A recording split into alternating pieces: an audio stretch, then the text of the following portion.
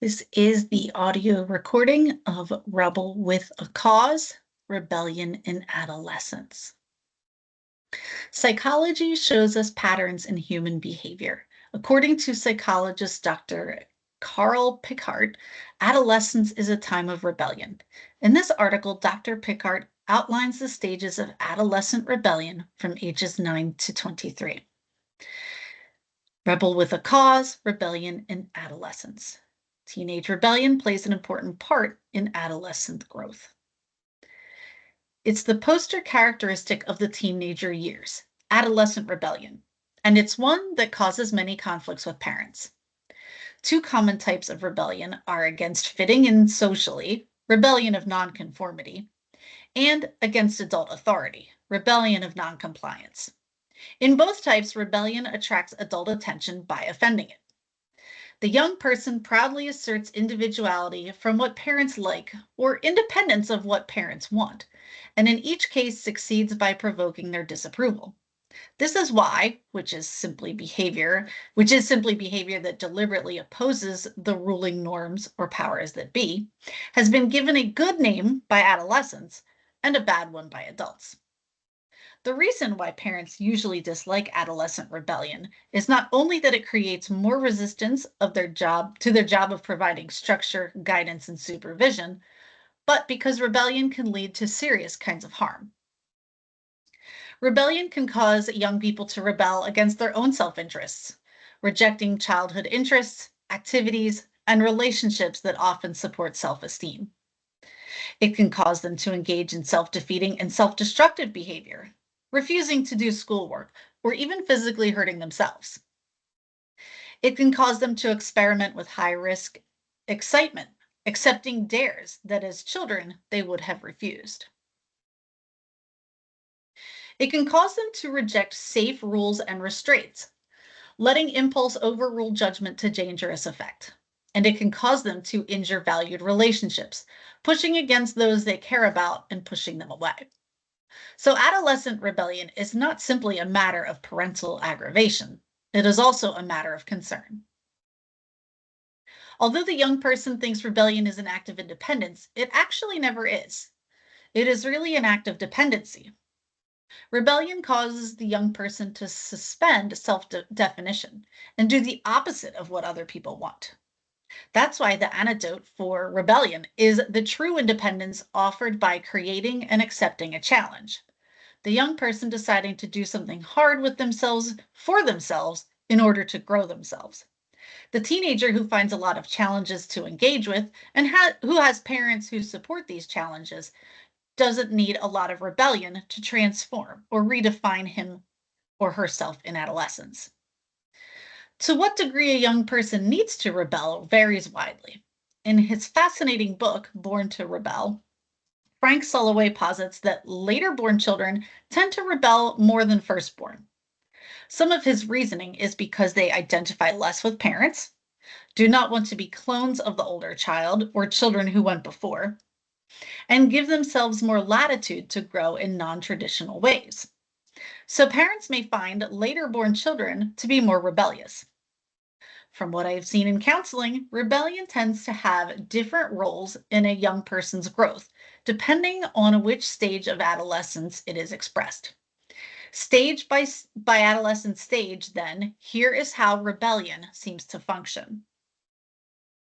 Rebellion in early adolescence, 9 to 13. Serious rebellion typically begins at the outset of adolescence, and when it does, many parents think this opposition is against them. They are usually mistaken. Rebellion is not against them. It is only acted out against them. Rebellion at this age is primarily a process through which the young person rejects the old child identity that he or she now wants to shed to clear the way for more grown-up redefinition ahead. Rebellion at this early adolescent age proclaims, I refuse to be defined and treated as a child anymore. Now he knows how he doesn't want to be, but he has yet to discover and establish how he does want to be. How should parents respond to strong rebellion at this stage? When requests are met with delay, use patient insistence to wear down resistance. And try to move the early adolescent from acting out to talking out. Begin by asking, can you help me better understand what you need? See if you can get the young person to put their feelings into words. Having been given a full hearing and having had his or her say, the young person may now be more inclined to let parents have their way. Rebellion in mid-adolescence, 13 to 15. In mid-adolescence, during the late middle school and early high school years, most rebellion is about creating needed differentiation to experiment with identity and needed opposition to gather power of self-determination. When parents feel hard-pressed by these acts of rebellion, breaking social rules, running with wilder friends, for example, they are best served by allowing natural consequences to occur and by repeatedly providing positive guidance. They do this by continually making statements about and taking stands for choices that support constructive growth. Each time they do so, they provide the young person a fresh choice point to cooperate with them, particularly when rebellion pushes hardest, as it usually does in mid-adolescence. It is the responsibility of parents to keep communicating a reference that will guide the young person down a constructive path of growing up. In the words of one veteran parent who had shepherded two adolescents through periods of high rebellion, what it takes is the gentle pressure of positive direction relentlessly applied. Just because they won't heed what parents say and want at the moment doesn't mean that reference is not worth giving. Since rebellion is often reinforced by messages from peers, parents should keep getting their message in there. The son or daughter who ignored that direction today may decide to follow it tomorrow. Why? Because young people know that it is their parents and not their peers who ultimately have their best interests at heart. Rebellion in late adolescence, 15 to 18. Many high school rebellions that I see occur as a result of delayed adolescence. The young person dramatically rebelling at last to liberate himself or herself from childhood dependency on parental approval for always being the good child. For example, only children are often slower to separate from parents because of strong attachment and protracted holding on by both sides. Finally, in high school, these young people, with graduation into more independence looming a year or two ahead, may need to initiate late-stage rebellions to get the separation and differentiation and autonomy they need to undertake this momentous step. This is painful and scary for parents. At this older age, risk-taking can be more dangerous, while they miss the loss of closeness and compatibility with their son or daughter that they have enjoyed for so many years.